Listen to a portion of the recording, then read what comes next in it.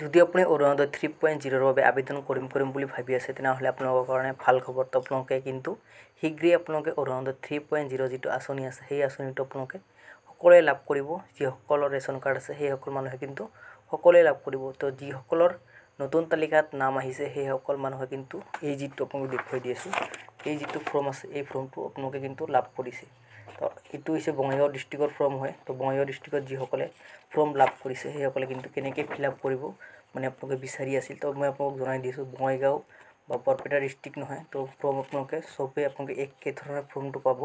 তো এই ফৰ্মটো আপোনালোকে ফিল আপ কৰিব। অলৰেডি ভিডিঅ' বনোৱা আছে, মই ডিছক্ৰিপশ্যনত লিংক দি ৰাখিম। তো আপোনালোকে ডাইৰেক্টলি চাব পাৰিব। তো এনেকুৱা ধৰণৰ কিন্তু ফৰ্ম আপোনালোকে লাভ কৰিব। আপোনালোকৰ ফটো এক কপি লাগিব, আপোনালোকৰ ৰেচন কাৰ্ডটো লাগিব আৰু আপোনালোকে যদি আপোনালোকে অৰুণোদয় আঁচনিখন পাই আছে তেনেহ'লে আপোনালোকে ইয়াতে য়েছ অপশ্যনটোত ক্লিক কৰিব। ইয়াত আপোনালোকে চাব পাৰিছে। তো ইয়াতে যদি মোক প্ৰথমবাৰলৈ এইটো ফৰ্ম ফিল আপ কৰি আছে তেনেহ'লে আপোনালোকে নোট ক্লিক কৰিব। আৰু যদি আগতে পাইছিলোঁ অৰুণোদয় আঁচনিখন তেনেহ'লে আপোনালোকে য়েছত ক্লিক কৰিব লাগিব। আৰু কেনেকৈ আপোনালোকে ফৰ্ম ফিল আপ কৰে মই মোৰ অলৰেডি ভিডিঅ' বনোৱা আছে, মই ডিছক্ৰিপশ্যনত দি ৰাখিম লিংকটো, আপোনালোকে ডাইৰেক্টলি চাব পাৰিব। তো আপোনালোকে যিসকলে নতুন অৰুণোদয় আঁচনিৰ যিটো ফৰ্ম আছে সেই ফৰ্মটো যদি আপোনালোকৰ নতুন তালিকাত যদি নাম নাই তেনেহ'লে আপোনালোকে কি কৰিব লাগিব সেয়াই মই আপোনালোকক জনাই দিম। তো যিসকলৰ নাম নাই সেইসকল মানুহে কিন্তু ব্লকত কিন্তু মানে সকলে কিন্তু আপোনালোকৰ যিটো নতুন যিসকলে নাম নাই সেইসকলৰ এটা এপ্লিকেশ্যন লৈ আছে যে ইমান কেইজন মানুহে কিন্তু নতুন ফৰ্ম পোৱা নাই, সেনেকৈ এটা এপ্লিকেশ্যন দি আছে যিসকলৰ নাম নাই সেইসকল মানুহে। তো আপোনালোকে যদি এপ্লিকেশ্যন দিছে কমেণ্ট কৰি জনাব। যদি আপোনালোকে এতিয়ালৈকেও নাজানে তেনেহ'লে আপোনালোকে এই ভিডিঅ'টো আপোনালোকৰ কাৰণে বহুত গুৰুত্বপূৰ্ণ এটা আপোনালোকে আপডেট পাব। তো আপোনালোকে কিন্তু এইসমূহ কাম আপোনালোকে সকলোৱে কৰক যিসকলে এতিয়ালৈকে নতুন ফৰ্মটো লাভ কৰা নাই বা আপোনালোকে তালিকাত নাম নাই। তো আপোনালোকে ছেকেণ্ড লিষ্ট আহিব, ছেকেণ্ড লিষ্টত আপোনালোকে লাভ কৰিব পাৰিব নতুন যিটো অৰুণোদয় 3.0 নতুন তালিকা আছে সেই তালিকাখন আপোনালোকে লাভ কৰিব পাৰিব। তো আপোনালোকে এইখিনি বস্তু কৰাৰ পাছতে আপোনালোকে নতুন তালিকাখন লাভ কৰিব। আৰু যিসকলৰ তালিকা এতিয়ালৈকে চাব পৰা নাই তো আপোনালোকৰ যিটো ভোট কেন্দ্ৰ যিটো BLO আছে সেই BLO তাতে আপোনালোকে যোগাযোগ কৰক। যোগাযোগ কৰিলে আপোনালোকে নতুন তালিকাখন চাব পাৰিব আৰু আপোনালোকে নতুন ফৰ্মটো আপোনালোকে তাৰে পৰা আপোনালোকে ল'ব পাৰিব। লৈ কিনে আপোনালোকে ফিল আপ কৰিব পাৰিব। ফিল আপ কেনেকৈ কৰে মই এই ভিডিঅ'তে আপোনালোকে জনাই দিম। তো ভিডিঅ'টো সম্পূৰ্ণকৈ চাব, চালেহে আপোনালোকে এইখিনি বস্তু আপোনালোকে জানিব পাৰিব। যদি আপোনালোকে প্ৰথমবাৰলৈ চেনেলটো ভিজিট কৰি আছে চেনেলটো ছাবস্ক্ৰাইব কৰি ৰাখিব এনেকুৱা ধৰণৰ নতুন ভিডিঅ'বোৰ পাই থাকিবলৈ। যিটো অৰুণোদয় 3.0 যিটো ফৰ্ম আছে এই ফৰ্মটো আপোনালোকে কেনেকৈ ফিল আপ কৰিব।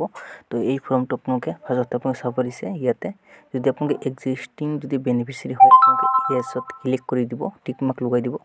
কালাৰ ফটো আপোনালোকৰ এক কপি লাগিব আৰু কালাৰ ফটোৰ ওপৰত আপোনালোকে চিগনেচাৰ এটা কৰি দিব আৰু আপোনালোকৰ যিটো ৰেচন কাৰ্ড নম্বৰ আছে সেই ৰেচন কাৰ্ড নম্বৰটো ইয়াতে আপোনালোকে লিখি দিব ধুনীয়া কৰি। আৰু আপোনালোকৰ ডিষ্ট্ৰিক্টটো ইয়াতে আপোনালোকে ধুনীয়াকৈ দি দিব আৰু আপোনালোকৰ লোকসভাটো আপোনালোকে লিখি দিব। আৰু আপোনালোকৰ যিজন ব্যক্তিৰ নামত আপোনালোকে এপ্লিকেশ্যন কৰি আছে সেই ব্যক্তিৰ নামটো ইয়াতে আপোনালোকে দি দিব। মিডিল নেম থাকিলে আপোনালোকে দিব, নাথাকিলে নিদিব। আপোনালোকৰ লাষ্ট নেমটো ইয়াতে আপোনালোকে ভালকৈ আপোনালোকে দি দিব, ধুনীয়া কৰি লিখিব আপোনালোকে বস্তুখিনি। ডিষ্ট্ৰিক্টটো দিয়াৰ পাছত আপোনালোকে কেয়াৰ অফ WF ডটাৰ। তো আপোনালোকৰ যদি কোনোবা বিধৱা মানুহে যদি এপ্লাই কৰি আছে আপোনালোকে মাজত যিটো আছে WFটো দিব আৰু আপোনালোকৰ হাজবেণ্ডৰ নামটো ইয়াতে ধুনীয়াকৈ দি দিব আপোনালোকে। আৰু যদি আপোনালোকে কোনোবা বিয়া নোহোৱা যদি কোনোবা ছোৱালীয়ে এপ্লাই কৰি আছে তেনেহ'লে আপোনালোকে ডটাৰটো টিক লগাই দিব আৰু আপোনালোকৰ দেউতাকৰ নামটো ইয়াতে দি দিব।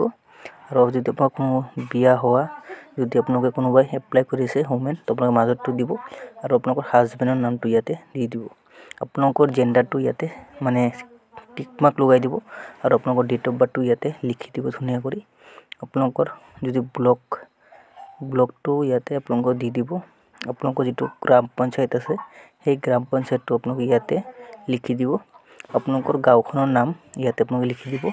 আপোনালোকৰ যিটো লোকেলিটি বা আপোনালোকৰ লেণ্ডমাৰ্ক আছে সেইটো আপোনালোকে ইয়াতে দি দিব।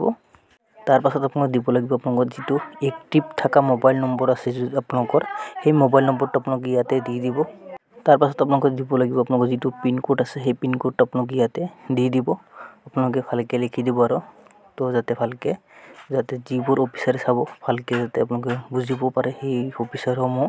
তো আপোনালোকৰ পুলিচ ষ্টেচনটো আপোনালোকে ইয়াতে দি দিব। তো নেক্সট যিটো পেজ আছে মই পেজটো আপোনালোকক দেখুৱাই দি আছোঁ আৰু আপোনালোকৰ হাউচ নম্বৰটো ইয়াতে দি দিব লাগিব হাউস নম্বৰ দি কিনে আপোনালোকৰ পুলিচ ষ্টেচনটো আপোনালোক দি দিব দিয়াৰ পাছত আপোনালোকৰ নেক্সট আন এটা পেজ যেটো আছে মই আপোনাক দেখুৱাই দি আছো পেজটো তাৰ পাছত যেটো পেজ আছে আপোনালোক যদি কোনোবা বিধৱা মানুহ এপ্লাই কৰি আছে ইয়াতে উইন্ডোত ক্লিক কৰি দিব আৰু আপোনালোক যদি দিব্যাংগ কোনোবা ব্যক্তি থাকে তেনেহলে ইয়াতে দিব্যাংগত ক্লিক কৰি দিব দিৱস ওমেন কোনোবা যদি থাকে ইয়াতে টিক মাৰ্ক লগাই দিব ওমেন AAY বেনিফিচিয়াৰি যদি কোনোবা থাকে তেনেহলে আপুনি ইয়াতে ক্লিক কৰি দিব আনমেৰিড থাকিলে আপুনি ইয়াতে ক্লিক কৰি দিব আপোনালোকৰ 2 লাখত কৰি যদি বছৰি ইনকাম যদি তলত হৈ থাকে তেনেহলে ইয়াতে টিক মাৰ্ক লগাই দিব আৰু আপোনালোকৰ বেংকৰ একাউণ্টটো বেংকৰ নাম ব্ৰাঞ্চ নেম IFSC কোড বেংকৰ যেটো ফ্ৰন্ট পেজ আছে জেৰেক্স কৰি কিনে আপোনালোকে এই ফৰ্মৰ লগতে গাঁঠি দিব গাঁঠি দিয়াৰ পাছত আপোনালোকৰ নেক্সট যেটো আছে মই আপোনাক দেখুৱাই দি আছো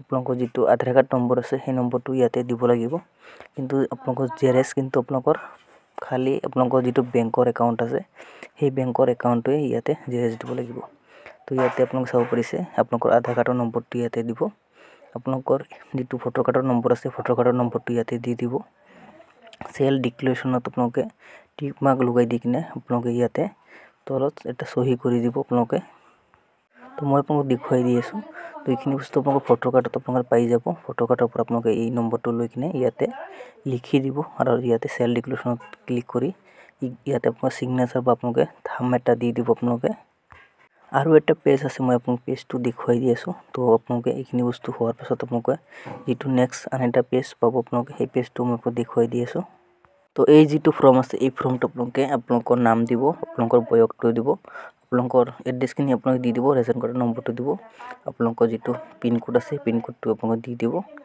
তো আপোনালোকে ইয়াতে তলত এটা আপোনালোকৰ বেনিফিচিয়াৰি নামটো দিব সহি কৰিব এটা আপোনালোকৰ ডেটটো কোনটো ৰেটত আপোনালোকে এই ফৰ্মটো জমা দিব সেই ডেটটো লিখিব আৰু আপোনালোকৰ গাঁওখনৰ নাম ইয়াতে লিখি দিব অৰুণোদয় কোনে কোনে পাব লাগে প্ৰথম অৰুণোদয় পাব কোনে লাগে বিধৱা মহিলা গৰাকী অৰ্থাৎ যি পৰিয়ালত বিধৱা মহিলা আছে সেই পৰিয়ালে অৰুণোদয় আঁচনি পাব লাগে যদি কোনোবা পৰিয়ালত 45 বছৰৰ ওপৰৰ অবিবাহিতা ছোৱালী আছে সেই পৰিয়ালটোও অৰুণোদয় পাব লাগে কোনোবা পৰিয়ালত যদি বিবাহ বিচ্ছেদ হোৱা মহিলা আছে সেই পৰিয়ালটোও অৰুণোদয় পাব লাগে কোনোবা পৰিয়ালত যদি স্বামীয়ে বিবাহ বিচ্ছেদ আইনমতে দিয়া নাই কিন্তু এৰি থৈ গুচি গল তেনেকুৱা মহিলা থকা পৰিয়ালত অৰুণোদয় পাব লাগে এইটো হল অৰুণোদয় প্ৰথম নিয়ম